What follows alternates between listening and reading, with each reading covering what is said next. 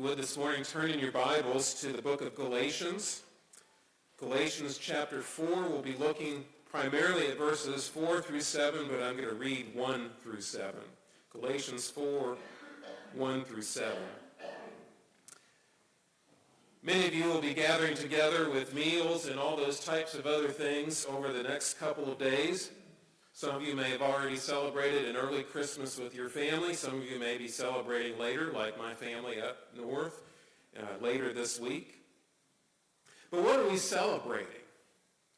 Are we celebrating tradition or some kind of food celebration or opening presents or all those things? If we're Christians, we're not really celebrating something called Christmas. We're celebrating a doctrine called the incarnation of Jesus, the Christ. Now, why is this doctrine so important? Well, it's because it reminds us of the purpose of why Jesus came and why it is so effective for the world, particularly those who believe upon Jesus. You see, in this portion of Galatians is the so-called Christmas message that Paul gives to the Galatians. Follow along as I read it, Galatians 4, 1 through 7.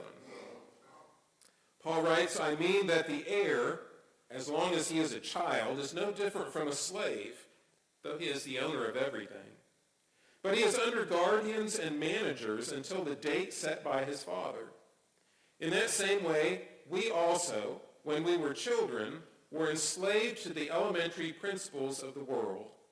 But when the fullness of time had come, God sent forth his Son, born of woman, born under the law, to redeem those who were under the law, so that we might receive